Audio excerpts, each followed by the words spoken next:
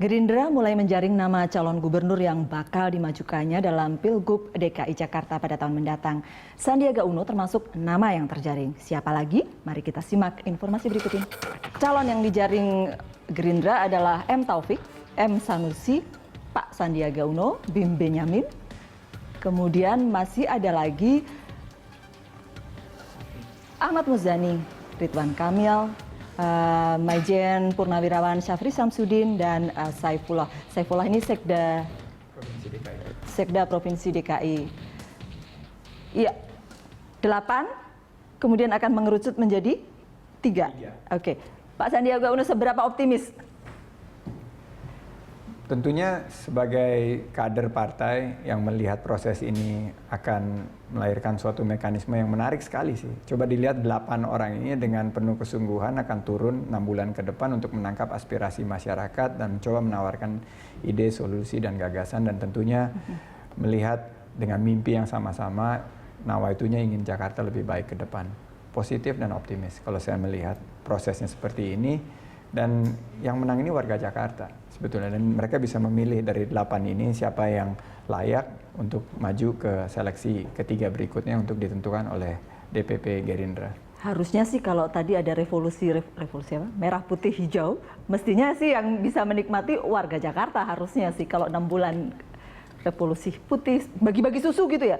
Kami menganjurkan untuk warga lebih meningkatkan gizi dengan gaya hidup sehat, dan tentunya putih itu representasi dari susu, merah itu adalah donor darah. Kita tahu sendiri PMI kekurangan darah, dan banyak sekali revolusi hijau soal revolusi hijau mengenai tentunya pentingnya kelestarian lingkungan. Semuanya modal sendiri ya? Semuanya harus modal sendiri. Itu adalah pengabdian, bentuk dari pengabdian. Dan jadi ada satu hal yang kemudian saya pegang di sini adalah harus punya modal. Ya sekarang memang harus begitu. Rakyat juga tahu kalau you tidak punya modal, lalu kemudian mengharapkan rakyat harus ini juga enggak ini ya. Kecuali kalau mereka melihat bahwa itu luar biasa. Tetapi saya ingin menekankan apa yang dikatakan oleh Mas Sandiaga Uno tentang makin banyak orang makin baik untuk warga. Saya kira hal yang sama juga dinyatakan oleh Ahok ya. Jadi makin banyak pilihan, orang bisa melihat siapa yang terbaik di antara mereka yang bisa menjadi pemimpin yang membuat mereka lebih sejahtera. Itu pelajaran. Satu. Kedua, untuk Gerindra sendiri, bagi saya waktu 6 bulan Mas ya. Iya. Itu berarti sekaligus mensosialisasikan kepada publik kan, dan itu seperti mungkin sama seperti konvensi ya, untuk kemudian bisa menentukan. Mungkin, Bang Don, kalau konvensi itu kan kita mendaftar. Ini justru kita dicalonkan oleh kader. Dan mungkin saya sedikit perbaiki mengenai modal.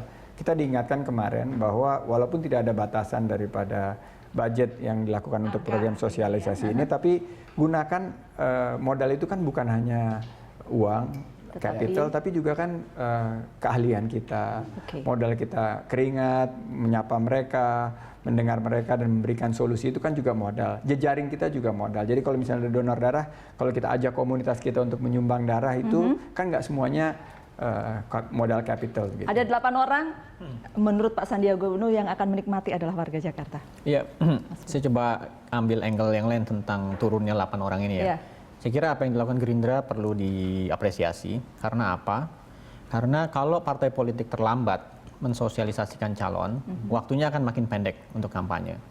Kalau waktunya pendek, saya khawatir akan terjadi apa yang terjadi tahun 2012.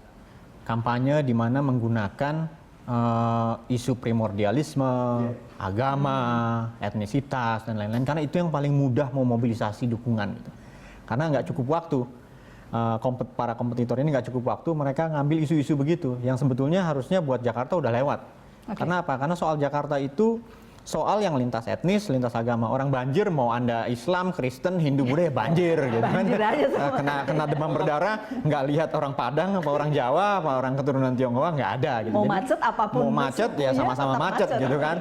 Nah jadi nggak relevan lagi itu isu-isu itu dipakai untuk kampanye gitu. Jadi apa yang dilakukan Gerindra itu baik karena dari awal mereka orientasi pada program gitu.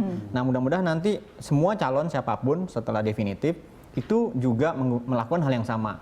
orientasi program karena masalah Jakarta ini konkret banget, nggak bisa diselesaikan dengan sentimen primordial, udah lewat gitu. Dan harusnya Jakarta menjadi contoh karena ini kan mikrokosmnya Indonesia.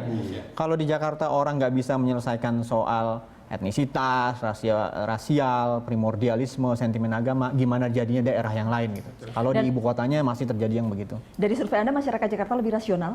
Saya kira ya, karena mereka bisa mengevaluasi dan mengevaluasi kebijakan-kebijakan Pak Ahok gitu. Dan itu misalnya dia juga bisa berpengaruh pada yang tadi, popularitasnya tinggi tapi elektabilitasnya atau tingkat kesukaannya masih kalah sama Bu Risma dan lain-lain. Saya coba cek ini ya, karena saya juga tadi agak confused dengan popularitas dan kemudian kesukaan. Iya, ada popularitas, kemudian ada kesukaan. Saya tanya ke Mas Philip tadi, apa bedanya gitu loh mau popularitas dan kesukaan? Dan penjelasannya adalah pertanyaannya dalam survei kira-kira Anda kenal nggak Pak Ahok? Ya, kenal. Lalu tapi tanya, itu memang Anda disebut ya? Anda kenal Pak Ahok betul, gitu ya? Begitu. Lalu Anda suka nggak?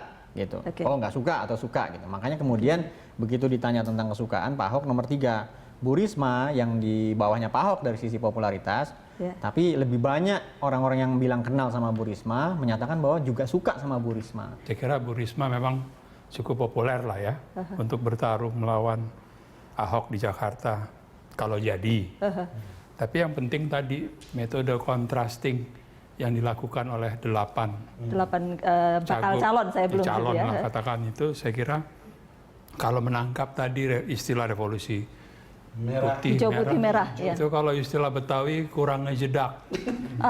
Jadi terlalu sloganistis. Saya kira ada waktu yang mencukupi bagi Gerindra untuk mengolah ya supaya lebih, memang jangan sampai terjebak pada isu-isu primordial, tapi saya kira Ahok itu tidak sempurna ya, atau kurang sempurna. Tidak ada manusia yang sempurna. Sebagai pemimpin gubernur DKI, jadi masih ada celah-celah yang bisa dipakai oleh Gerindra. Tepat yang Mas Bas sampaikan, dalam waktu 6 bulan ini kan kita bukan hanya melakukan program, tapi kan kita juga menangkap konstituen itu maunya apa gitu, aspirasinya apa. Dan kebetulan saya bergerak di bidang kewirausahaan, saya lihat banyak sekali dari teman-teman kalangan muda tertarik dengan program pelatihan kewirausahaan misalnya. Dan ini ngejedak banget gitu. Ngejedak banget. Saya agak susah. Ngejedak banget. Dari gitu. Tadi saya ngejedak juga nggak tahu. Ngejedak banget gitu. Saya tidak terlalu involved dengan itu. Kalau mungkin ngejedak itu nendang. Tapi yang ingin saya katakan itu adalah soal hasil survei tadi itu, soal mengenal banyak tapi belum tentu suka. Jadi kan orang harus memulai dengan mengenal, lalu suka, lalu milih. Kira-kira begitu kan? Ujung-ujungnya. Jadi kalau lihat posisi Pak Ahok misalnya mengenal, ya otomatis kamu jadi gubernur DKI juga pasti pasti banyak kenal, otomatis masuk mindset. Tapi suka, ya itu bisa tidak bisa ya. Yang dipilih tentu adalah orang yang sudah dikenal, orang yang disukai, kan gitu kan? Yang kemudian harus diusahakan oleh orang seperti Mas Sandiaga Uno ini. Yang potensi kesukaannya masih cukup besar, ada potensi kesukaan. Meraih kesukaan dan meraih popularitas. Sudah benar, walaupun nggak nendang tadi itu, tapi coba bayangkan Mas, ada satu revolusi mental. Gerindra punya 3 revolusinya. Nanti kita lihat cocoknya yang mana. Gitu. Saya sih membayangkan itu akan kemudian didengung-dengungkan revolusi putih. Saya rasa harus lepas dari jargon, harus konkret karena permasalahan Jakarta itu kompleks.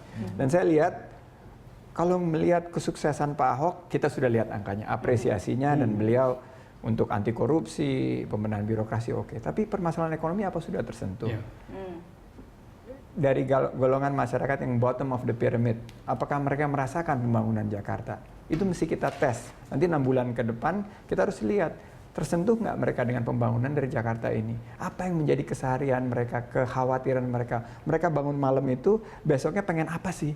Apakah biaya sekolah yang terus naik, biaya pendidikan, biaya kesehatan, ataukah harga yang sekarang melambung, atau berkaitan dengan pekerjaan. Selama ini pemerintah mampu nggak menghadirkan iklim usaha yang kondusif? Itu kan langsung datang di mereka gitu. Dan ini nggak ada kita lihat di headline-headline gitu. Itu yang harus ditangkap oleh 8 kampanye ekonomi. Cuman begini Mas Sandiaga Uno, ini cerita mungkin terlalu jauh masih untuk hal itu dirasakan langsung. Tetapi setidak-tidaknya kalau lihat berbagai pemberitaan, Ahok itu memberi harapan. Betul. Dan itu harapan-harapan itu misalnya begini, kalau kita problem utamanya adalah kemacetan, sekarang akan ada MRT, akan ada LRT, akan ada 6 tol lingkar, akan ada jalan layang baru, simpang susun Semanggi. Ini kan cerita bahwa ini bukan sekedar groundbreaking. Ini sudah akan jalan, bahwa ada proyek nasional, ada proyek DKI, saling tumpati diklaim, itu urusan lain. Tetapi bagi saya di Jakarta, ini soal yang ada harapan dalam waktu tertentu, sudah ada dekat situ itu cahaya untuk selesai di soal. Kira-kira begitulah. Kita akan break, Pak Sandiaga, terima kasih sudah undangannya. hadir. Ya, kami akan kembali untuk ada sesaat lagi.